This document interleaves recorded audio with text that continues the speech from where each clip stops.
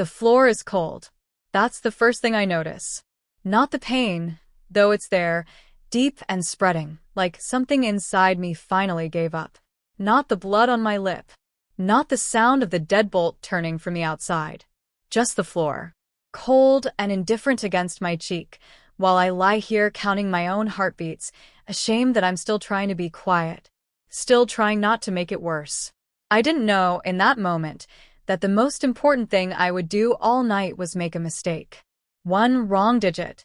One trembling thumb on a cracked screen. And something ancient and dangerous stirred in the dark, something that had no reason to come for me. Something that came anyway. If you've ever been so broken you reached out to anyone, just to feel like someone would answer, stay with me. This story is for you. And if stories like this feel rare, the kind that reach past everything and hold something true, subscribe. I don't want you to miss what's coming. I knew the shape of the night before it started. That's the part no one tells you about, the knowing. How you learn to read a man the way you read weather. The particular angle of his shoulders coming through the door. The quality of his silence in the elevator. After 2 years with Tyler Winchester, I had become a student of his moods the way people become students of things that can kill them. Not because I wanted to, because survival required it. He came home at 11:47 p.m. I know the time because I had been watching the clock above the stove, willing the minutes to pass, willing him to be too tired, willing the universe to give me just one quiet night. He was still in his surgical scrubs under his coat. There was something dark under his fingernails that he hadn't bothered to clean. He set his bag down by the door with the particular care of a man who was holding himself very still on purpose, and I felt it, that specific drop in the air pressure that had nothing to do with altitude and everything to do with what was coming. "You left the light on in the hallway again," he said. Not angry. Not yet. Worse than that, calm. Tyler's anger didn't arrive like a storm. It arrived the way cold does. Slowly. Through every small gap you forgot to seal. I apologized. I don't even remember the words anymore. I just remember the shape of them in my mouth. Hollow, practiced, offered up like something you put out to appease a thing you can't reason with. He moved to the kitchen. I had made dinner. Roasted chicken, the way he liked it, the way his mother used to make it, because I had learned long ago that the right meal on the right night could buy me silence. But I had lost track of time grading a client's financial report, and the edges had gone dark. Not burnt. Just imperfect. Tyler doesn't tolerate imperfect. He looked at the pan for a long time without speaking. I stood near the counter and tried to remember how to breathe evenly. Tried to make myself smaller in the space, the way I had gotten very good at doing. I used to be a woman who took up room, who had opinions about things and said them out loud. That woman felt like someone I had read about once and couldn't quite picture anymore. "I perform 8 hours of surgery," he said, "and I come home to this." I started to say something, I don't know what, something stupid and too fast and too much, and my elbow caught the wine glass on the counter. It didn't shatter. It just fell, and the red spread across the white tile like an accusation. That was all it took. I won't describe what happened next in detail. I've spent enough time inside those minutes. What I will tell you is that when it was over, I was on the floor, and Tyler was adjusting his watch with the same steady hands he used to save people's lives, and he told me he was going to the hospital bar to decompress, and that I should clean myself up before he got back. The deadbolt engaged. One clean, decisive sound. I lay still until I couldn't hear the elevator anymore. Then I moved, a slow, gasping drag across the hardwood, one hand pressed to my side where the pain had settled into something too sharp to ignore. 2 ribs.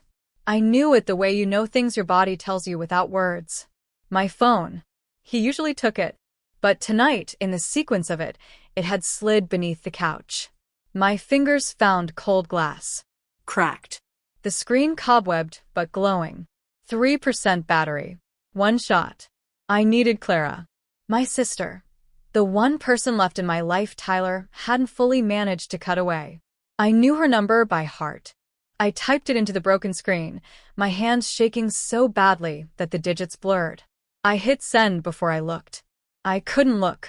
The darkness was already coming in at the edges of my vision. The screen flickered once. Then it went black. I pressed my cheek back against the floor and closed my eyes. I had sent the only signal I had left. I just had to stay awake until Clara came. I didn't know I had typed the wrong number.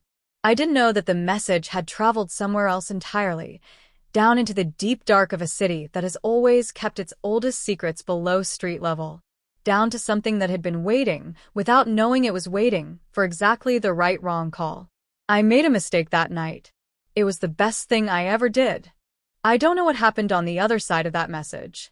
I only learned it later, piece by piece, the way you learn things about a person who doesn't give themselves away easily, slowly, in the quiet spaces between everything else. But I've thought about it enough times that it feels like memory now. His side of that night. The moment the wrong number became the only number that mattered. He was reading when it arrived. Not scanning. Not skimming. Actually reading, the way people used to before the world taught them to consume everything in fragments. A first edition manuscript, 1743, the ink gone brown at the edges and the binding soft with age. He had acquired it the year it was printed. He remembered the bookseller's hands.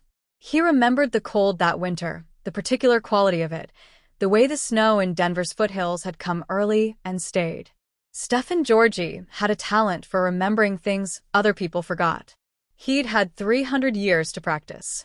The chamber beneath his estate was his alone. Not because he had commanded it, though he had, but because the people who worked for him understood, without being told, that there are places a man goes when he needs the weight of time around him. Stone walls. Candlelight. Not because he couldn't see in the dark, but because some habits outlive the reasons for them. The kind of silence that has no bottom. He was not a lonely man. He had decided that about himself sometime in the 2nd century. Loneliness requires expecting company. He had stopped expecting anything from the living world long ago.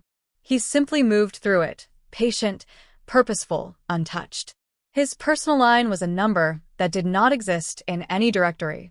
6 people had it. 3 of them were currently in other countries. 1 was his lieutenant, Radu, who was somewhere upstairs. 1 was his physician. The last was a man he hoped never to hear from again. When the phone vibrated, he didn't reach for it immediately. He finished the sentence he was reading. Then he picked it up. Unknown number. Local area code. He broke my ribs. Can't breathe. Please help. Apartment 9C. Door is locked. He read it once. Then again. The second time more slowly, the way you read something when your mind is pushing back against what the words are actually saying. Radu appeared at the door of the chamber without being called. He had a sensitivity to Stefan's stillness, had learned over decades that the moments Stefan went very quiet were the moments that mattered. He looked at his employer's face, then gestured toward the phone. Wrong number, Radu said. His voice was careful. Not dismissive. Radu was never dismissive, but practical. Some domestic situation. Not ours. Stefan didn't answer. He was still looking at the words. He broke my ribs. And here is what I know now that I didn't know then. That those 4 words landed in Stephen Georgi the way very few things had landed in 300 years of living. Not because they were dramatic. Not because they were a crisis. But because of what lived underneath them. The restraint of them. The way whoever had typed that sentence had kept it so small, so compressed. He broke my ribs, like she had learned that making it too large would cost her something she couldn't afford. Like she had practice at keeping her own pain tidy. He had heard women in pain before. He had heard screaming, weeping, fury. He had heard the theatrical and the genuine and the complicated spaces in between.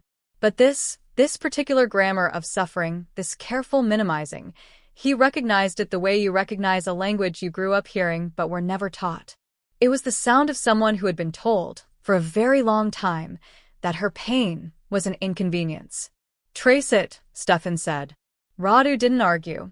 He had learned not to in the cases where Stefan's voice went to that particular register, low, quiet, the kind of quiet that has already made up its mind. Stefan set down the manuscript.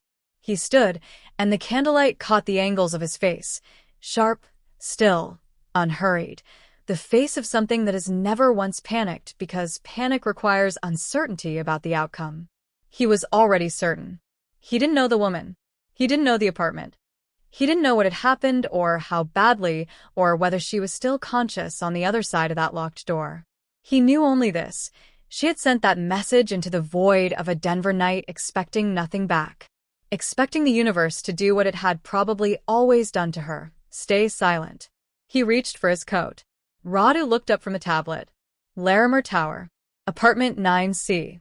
Registered to a Dr. Tyler Winchester. Stefan paused. Winchester, he repeated, and something moved behind his eyes. Not surprise. Something older and colder than surprise. A piece of information clicking into place beside another piece of information. The way things do when you've lived long enough to hold the whole picture in your head. He said nothing else. He buttoned the coat. He moved toward the stairs with the particular unhurried speed of something that doesn't need to rush because it has already calculated exactly how much time there is and what must be done inside it. He had not left for another person in a very long time. He left for me, without hesitating. I was lying on the cold floor with a dead phone in my hand, telling myself to stay awake, when something ancient turned its attention toward the dark mile between us and began to close it.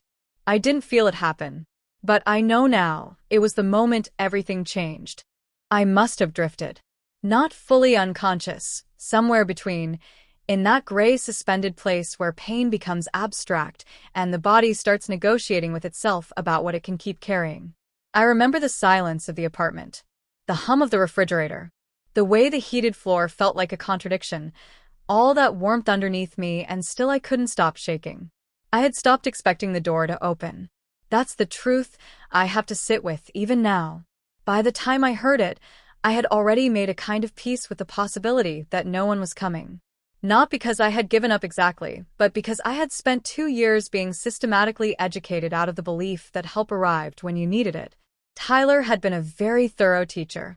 So when I heard the sound, not a knock, not a buzzer, not the cautious announcement of someone who wasn't sure they had the right place, but a single, quiet crack of pressure, like the door had simply decided to stop being an obstacle, I thought I was dreaming it. I wasn't. I didn't hear footsteps. That was the first thing that didn't make sense. The penthouse floor was hardwood throughout, and Tyler's footsteps always announced him, that deliberate, heel-first cadence that I had learned to track from 3 rooms away. But whoever crossed the floor toward me arrived in silence. Complete and total silence, the kind that doesn't belong to anything living. And then there was a hand on the side of my face. Not grabbing. Not checking for a pulse with the clinical efficiency of someone performing a function. Just present. A cool palm against my cheekbone, tilted so gently that I felt it before I understood it, and something in me that had been clenched for hours, for months, for 2 years, something let go just slightly at the edges. I opened my eyes. He was crouched beside me, and the first thing I registered was stillness. Not the stillness of hesitation, the stillness of something that does not need to move to be powerful. Dark eyes. A face that was almost too composed, too precise, like symmetry taken just past the point where it stops reading as ordinary. He was wearing a coat that cost more than my car, and he was looking at me the way, and I know how this sounds, I know, the way you look at something you recognize. Not someone you've met. Something you recognize. Somewhere older than memory. You're not Clara, I said. My voice came out wrecked. Barely a voice at all. No, he said. Just that. No explanation, no introduction, no performance of reassurance. Just the single syllable, steady and low, and somehow it was enough. Somehow the absence of the usual noise, the "it's okay, you're safe, don't worry," was more comforting than any of it would have been. Because it was honest. And I was so desperately tired of being managed. He slid one arm beneath my knees and one behind my back, and he lifted me like I was something worth being careful with. The movement jarred my ribs, and I made a sound I couldn't stop, and I felt his arms tighten slightly in response. Not in alarm, just in acknowledgement. I hear you. I have you. I pressed my face against his shoulder because I didn't have the strength to hold my own head up, and I thought, distantly, that he smelled like old paper and winter air and something underneath that I didn't have a word for. Something that had been alive for a very long time. We were almost to the door when the elevator opened. I heard the familiar sound of it. The soft chime, the slide of doors, and then I heard the paper bag hit the floor.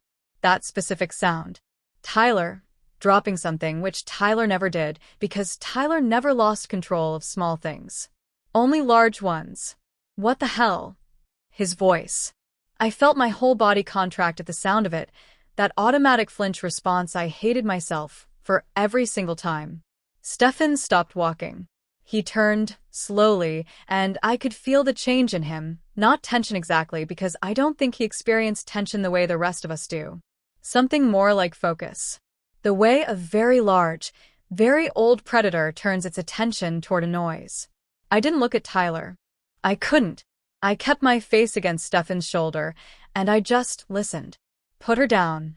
Tyler's voice was recovering its shape, sliding back into that confident register he used in boardrooms and courtrooms, and every room he'd ever decided he owned. Who are you?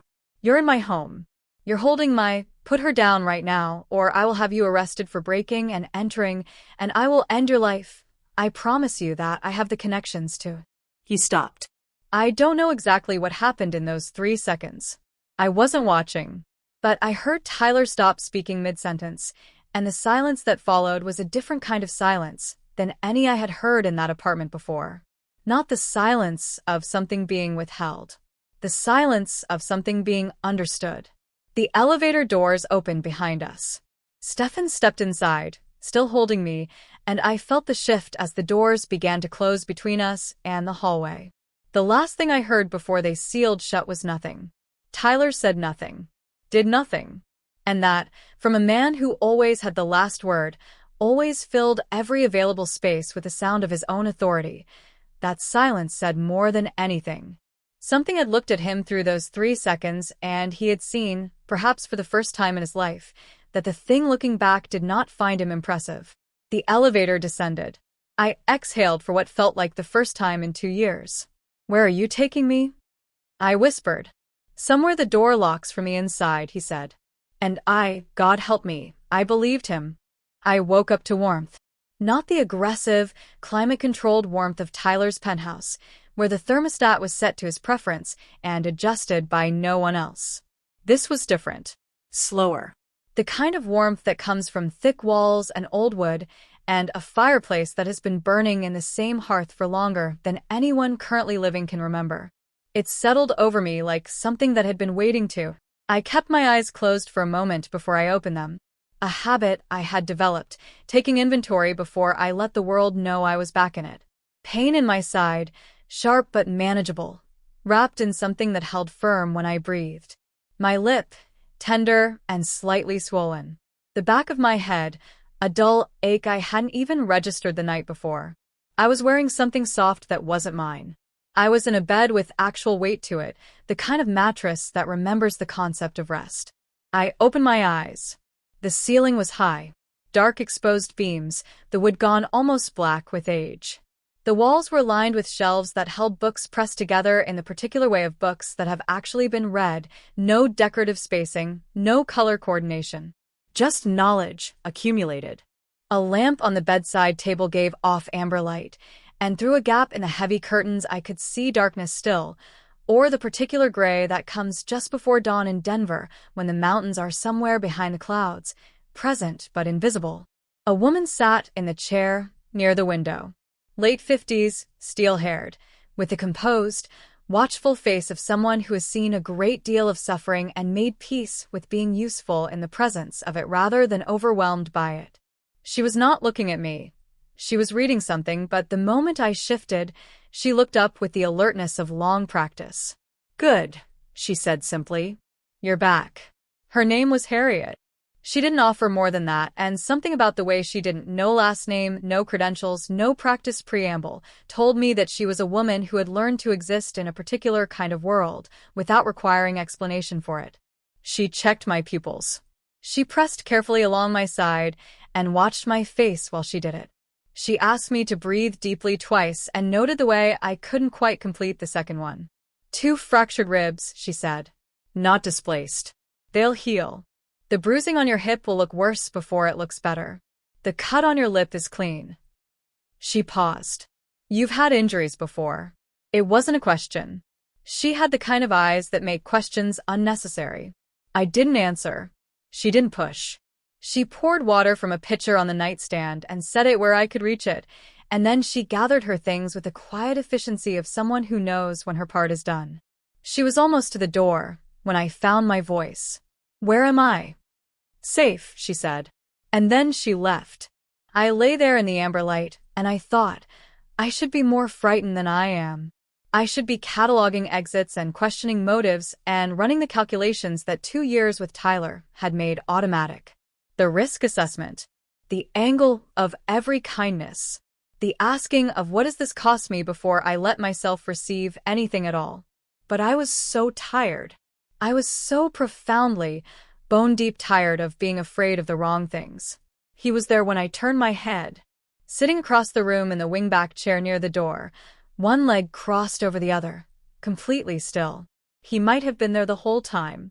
He might have sat there the entire night, and I wouldn't have known because he occupied space the way certain old things do, completely, without performance.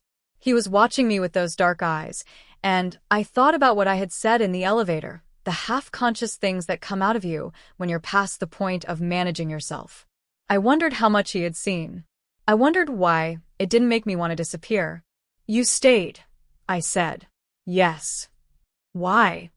He was quiet for a moment, not avoiding the question. Considering it honestly, the way people do when they decide the truth deserves more than a reflex answer. "I want to ask you something first," he said. "The text you sent. The message. You kept it very small. Very contained." He paused. "How long have you been making yourself small enough not to take up too much space in your own emergency?" I felt something crack open in the center of my chest. Not painfully. The way ice cracks in spring, the sound of something that was never meant to stay frozen. I didn't answer that either. He seemed to understand. "I've been in the city a long time," he said.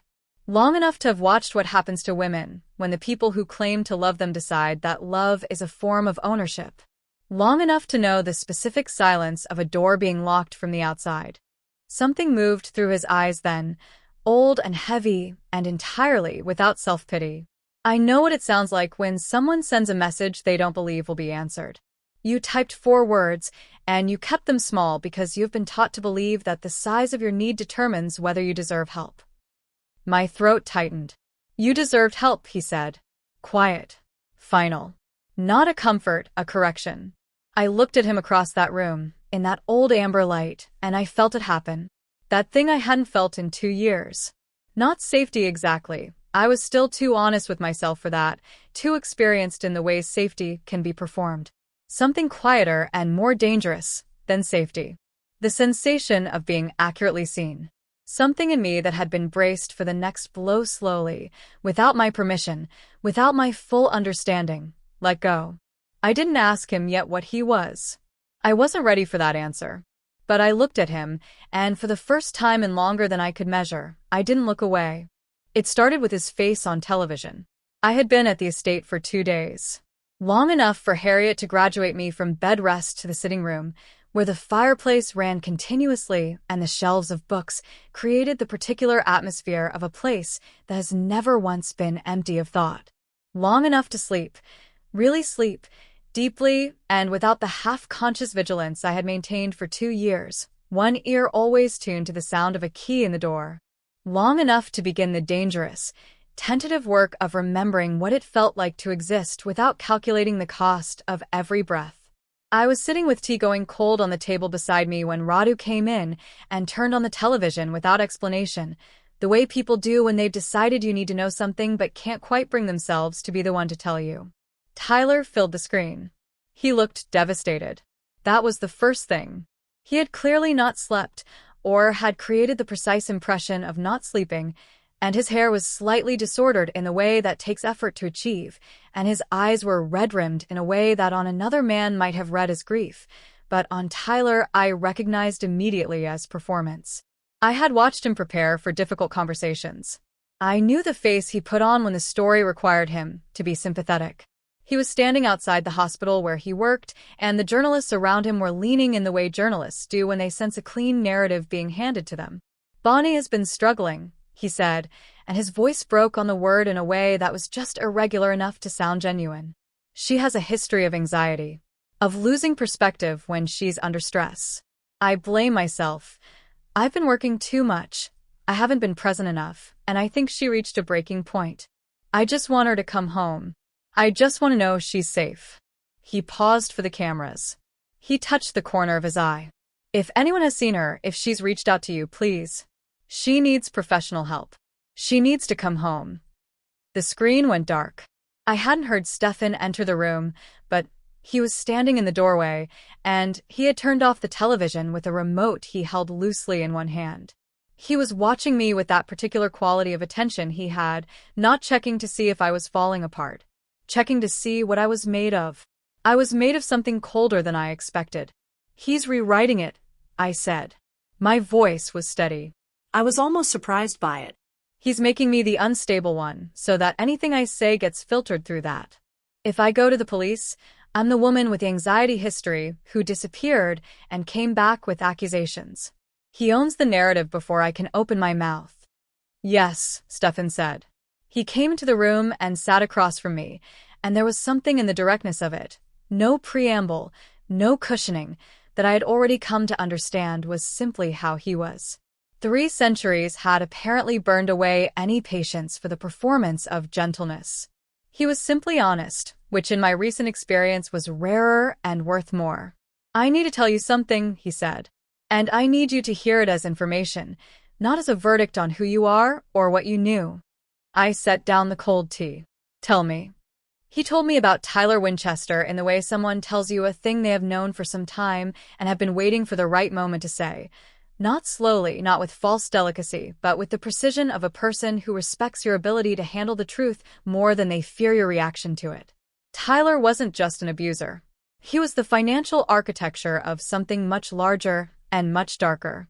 The Vladovich family, a criminal network with roots in Eastern Europe and branches throughout the American interior, ran an organ trafficking operation that moved through Denver's medical infrastructure like a disease through a bloodstream. Tyler was the bridge, the surgeon with the credentials and the connections and the moral vacancy required to make it function. And the money, $100 million of it, accumulated over years, blood money in the most literal sense, had been laundered through accounts that existed on paper in my name. My name, my signature, my biometrics. I thought about the forms he had handed me over the years, the things he'd asked me to sign quickly, between dinner and obligation, the way you ask someone to initial something before they have time to read it. Just paperwork, Bonnie.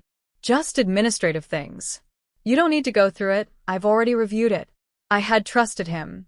I had been too tired and too diminished to do anything other than trust him, and he had turned that trust into a financial infrastructure for a criminal empire built on harvested organs and missing people who nobody looked for hard enough. The room was very quiet. If I surface, I said slowly, the forensic analyst in me reassembling herself from whatever Tyler had buried her under, the Vladoviches need me cooperative to move the money. And if I disappear permanently, the accounts freeze, Stefan said. You are the key. They cannot access the funds without you alive and functional. $100 million. I was worth $100 million to men who trafficked in bodies, and not 1 cent of it was mine. I felt something then that I hadn't felt in a long time. Not fear. Fury.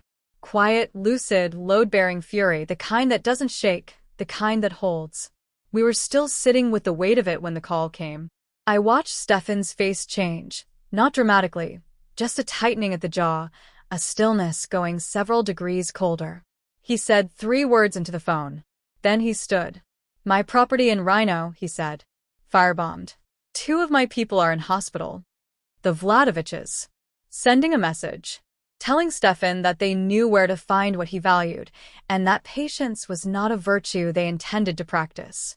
He moved through the room gathering what he needed with the efficiency of someone who is prepared for escalation the way other people prepare for weather, not with panic, but with long practice. He was almost to the door when he stopped. He turned back, and he crossed to where I sat, and he pressed his hand briefly to the side of my face. Not the way Tyler used to touch me. That proprietary placement, the grip that reminded me who I belonged to. This was different. His palm against my cheek, just for a moment, just long enough to say, "I see you. You are real. You matter to what happens next." The gesture of something ancient acknowledging something worth protecting.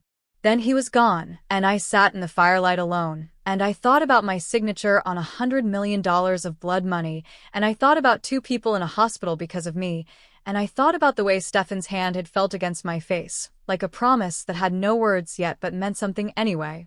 I was not going to survive this by being rescued. I was going to have to remember who I was before Tyler dismantled her. It was time to start remembering. He had been gone 4 hours when I found the files. I wasn't looking for them. Or maybe I was. Maybe some part of me that had been slowly reassembling itself in the quiet of that estate knew that waiting was no longer something I was capable of. I had paced the sitting room until the fire felt suffocating. I had stood at the window and watched the Denver skyline hold its breath under a low winter sky.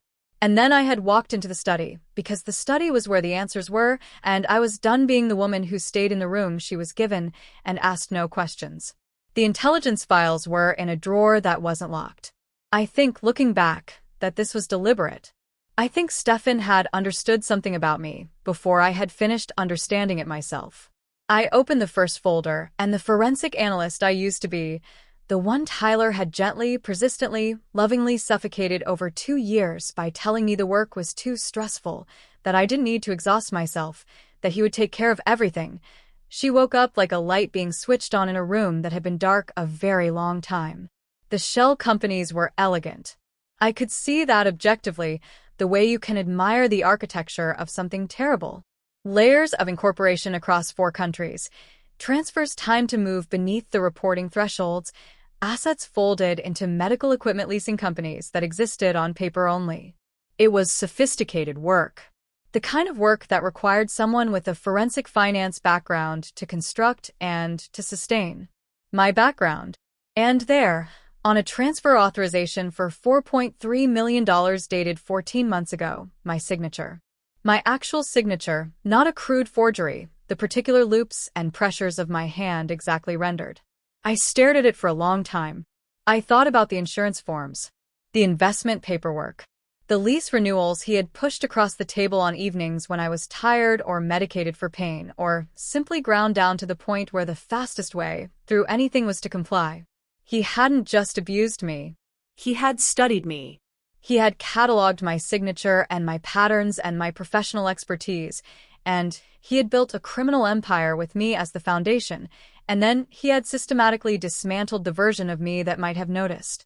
I was sitting with that, the specific devastation of it, the way it reframes 2 years of your life into something you can barely look at directly when the phone rang. Unknown number. I answered because something in my stomach already knew. Clara's voice came through broken and compressed with fear, and my heart, which had been doing the careful, guarded thing for days, cracked completely open. She was trying to be brave. I could hear it, that particular quality of someone holding themselves together through sheer will, the way I recognized it because I had been doing it my entire adult life. Bonnie. Her voice dropped to almost nothing. There are men here. They said 2 hours. A freight complex off I-70. They said come alone. A sound in the background. Clara's breath went sharp. They said if Stefan Georgi comes, they'll know. The line went dead. I didn't think. Thinking was what Tyler had always used against me. The overanalysis, the second-guessing, the careful consideration that he had trained me to mistake for weakness. I grabbed the coat from the hook by the door. I took the keys to the smallest car in Stefan's garage. I drove out into the Denver night with 2 fractured ribs and $100 million of blood money in my head and my sister's terrified voice in my chest, and I told myself that being afraid and moving anyway was the only definition of courage that had ever meant anything real. The freight complex off I-70 was the kind of place that exists in every city, industrial, lightless, built for function, and abandoned to neglect, the kind of geography that appears in no one's photographs and belongs to whatever darkness needs it on any given night. I parked and I walked toward the single-lit entrance, and I thought about Clara, and I thought about every woman whose name appeared nowhere in those financial documents even though their bodies had been the source of every dollar, and I walked forward. Tyler was inside. Of course he was. standing in that composed, proprietary way, holding a transfer authorization and a pen, flanked by men who made Radu look approachable. Beside him, a man I understood immediately to be Gregor Vladovich, older, heavier, with the face of someone who had made a very long peace with cruelty. Clara was against the far wall, her wrists bound, her eyes finding mine the second I entered with a grief and a relief so tangled I couldn't look at her for long without losing what I needed to keep. "Bonnie," Tyler said and smiled. "I knew you'd come. You always come when someone you love needs you. It's your most exploitable quality." I looked at him and I felt nothing warm, not even the residue of something that had once been warm, just clarity. The clean, forensic, load-bearing clarity of a woman who finally understands exactly what she's been standing inside. "I'll sign," I said. "Give me the tablet." He handed it to me with the confidence of a man who has never once lost, and I took it, and I opened the transfer portal, and I did what I had spent the drive calculating how to do. I didn't authorize the transfer. I initiated a freeze cascade across every linked account simultaneously, a forensic lockdown that required my biometrics to execute, and my biometrics alone to reverse. $100 million locked. Every shell company flagged. Every routing number attached to a federal notification I had quietly pre-addressed from Stefan's study before I left. The tablet made a sound like a door closing. Gregor Vladovich understood what that sound meant before Tyler did. I watched it cross his face, the specific expression of a man who has just seen the floor disappear. Then the lights went out, and Stefan was there. I don't know how to explain what happened in the dark of that freight complex in the way that would satisfy someone who needs things to be explicable. I know what I heard. I know what I didn't hear, which was Stefan. Not his footsteps, not his breathing, nothing that announced him as anything other than a force the darkness had decided to cooperate with. I know that the men around Gregor Vladovich, who had radiated a specific breed of unearned confidence when I walked in, went very quiet very fast. I know that Tyler tried to run, and found that running was no longer an option available to him. Gregor Vladovich died in the cold outside Denver in a way that I did not witness, and do not need to describe. Some things are allowed to remain outside the frame of a story. What matters is that he had built an empire on the bodies of people no one was supposed to miss, and he died in a parking lot in Colorado, and the empire died with him. Tyler was alive when the federal investigators arrived. I had insisted on that. Not from mercy, from the same impulse I had felt in the firelight of Stefan's sitting room, the forensic fury of a woman who understands that a quick ending is a mercy a man like Tyler Winchester does not deserve. He would stand in a courtroom. He would hear his own deeds read back to him in a room full of people who had believed his performance for years. He would lose the thing he valued most, the narrative. I gave the federal agents everything. The files, the accounts, the transfer records, my own forged signatures and the insurance forms, and 14 months of documentation that told the story of what he had built using the materials of my life, without my knowledge or consent. Clara didn't fully understand what had happened. She understood enough. She held me in the parking lot with her arms around my bandaged ribs and her face against my hair, and she wept in the way that people weep when something they almost lost becomes real again in their hands. I held her back, and I thought, this is why. This exact thing. This is the only reason any of it needed to matter. 6 months later, the Colorado morning has a quality I had forgotten existed.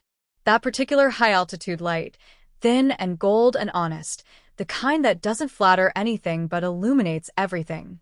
I am sitting on the terrace of Stefan's estate with coffee going warm in my hands and a laptop open in front of me, watching the last of the redirected funds settle into their final destination, a network of women's shelters across the state, anonymous, untraceable, funded by the same money that was built to destroy people like the women it would now protect. Tyler's blood money quietly turned into something that would outlast his damage.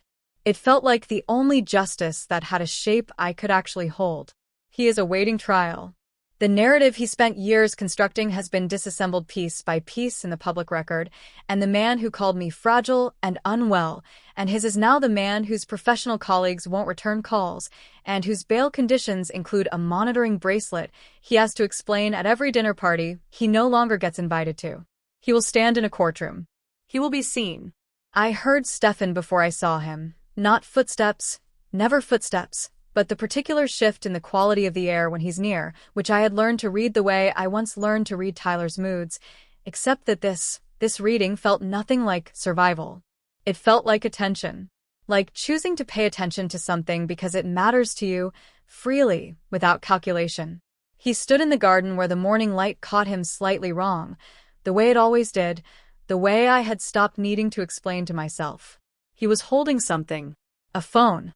Small and familiar, the screen cobwebbed with cracks, the casing scuffed from the penthouse floor. My phone. From that night. He crossed the terrace and held it out, and I took it, and I sat for a moment with the weight of it in my hand, this broken, dead, improbable object that had somehow become the hinge point of everything. You made a mistake, Stefan said. His voice was low, unhurried, the voice of something that has never once needed to rush toward anything. That night. One wrong digit. I know, I said. It was the only thing that ever found me. He looked at me the way he always looked at me, like I was the most recent entry in a very long ledger, and also like I was the only entry that had ever surprised him. 300 years. Outlasting empires. And a cracked screen in a woman's trembling hand had done what none of it had. I looked at the phone. I looked at him. And I felt full. Not fixed. Not closed. But full, the way a life feels when it has been emptied out completely and then, slowly, honestly, filled back up with things you chose. I made a mistake that night. I typed the wrong number into a broken screen with shaking hands while I lay on a cold floor and tried not to make too much noise with my own pain. It was the best thing I ever did. Somewhere in this city, there are other women like me. Women who survived something they were never supposed to name out loud. Who reached out into the dark not because they believed anyone would answer, but because the alternative was silence, and they had already been silent long enough. They found something, or something found them, and it changed the shape of everything after. They don't always get a story, but sometimes they do. If tonight gave you something you needed, if you felt something here that you haven't felt in a while, something real and quiet and entirely yours, don't let it slip away. Subscribe and stay close. The next story is already waiting in the dark, and it belongs to someone like you.